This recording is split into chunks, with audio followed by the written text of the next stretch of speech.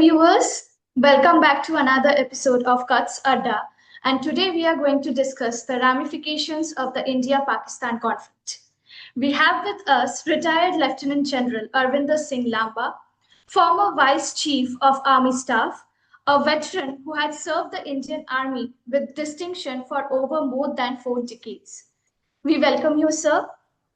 So to begin with, how do you view the use of simulations and recycled footage, especially clips such as from the Israeli airstrikes or naval drills, in shaping misleading narratives of military success on both the sides?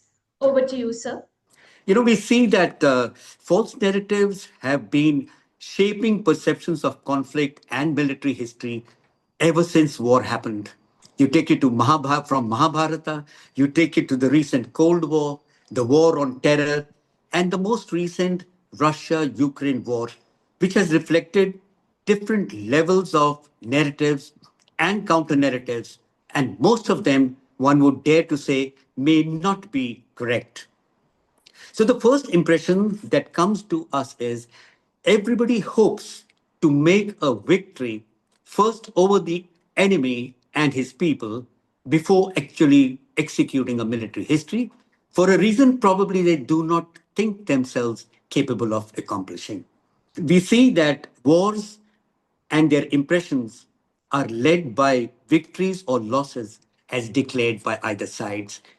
From our time when I saw the 62 conflict, young student, 65, 71, which I participated, news always followed events. Today we have a stage where information can leap ahead, or in fact, misinformation and false narratives can leap ahead to give your people and your military and your political leadership a conviction that you're stronger than the adversary. And this is the essence. So, two things. Why is it done? Why do false narratives become necessary? You have three segments as an opponent over the other adversarial nation. One is you want to hit their military and political leadership. You want to make their people and public insecure. And finally, you want to make an impact on them, their media, through their media, and the international media. And this we saw striking military bases, putting down military aircraft, striking airports, and so much related false narratives worked to give them some mileage, but we saw that did not last long enough. So I just wanted to know, why was the disinformation campaign primarily aimed at fabricating military successes and manipulating public opinion, as we have already seen a lot? And what does this reveal about the strategic objectives of hybrid warfare in India-Pakistan context? Disinformation is a major factor of winning a war. But we always thought that was relevant so far in long drawn wars and campaigns, where they could change alliances, change confidence of people, and change public opinion to either impact, reduce their ability to stand up to a nation, or to reduce the credibility, or possibly defeat the adversary. To take you specifically to examples of disinformation in our context, we had the Pakistani army declare about S-400, which is a very major equipment, then being tested across the world. The S-400 being destroyed, the MiG-29 squadron being impacted at Adampur, destroying bases at Suratgarh, at Gujarat, and Sirsa, and further many places. And I think this was an information. They also, added that jets had been, destroyed mid-air. They also said Shivani Singh, they named somebody and posed a fake identity to show that a female pilot had even ejected and was in captivity of the Pakistan camp of the Pakistan army.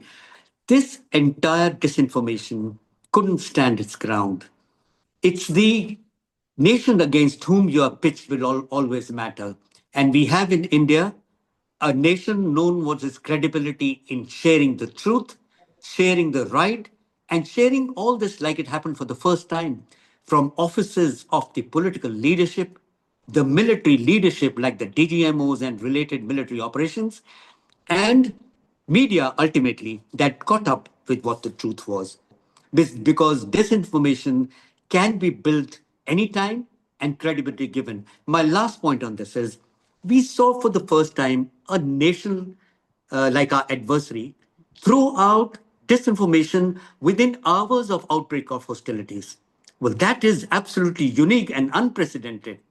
And finally, did the false narrative and the disinformation hold good? Well, my answer is, as time has told us, no, will be unable to win any victory or posture for longevity till the truths are out.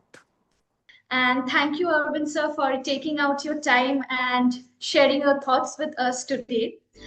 With this, we wrap up this quick episode of CUTS Adda. Thank you to all our viewers for tuning in, and please watch more for such videos. Thank you.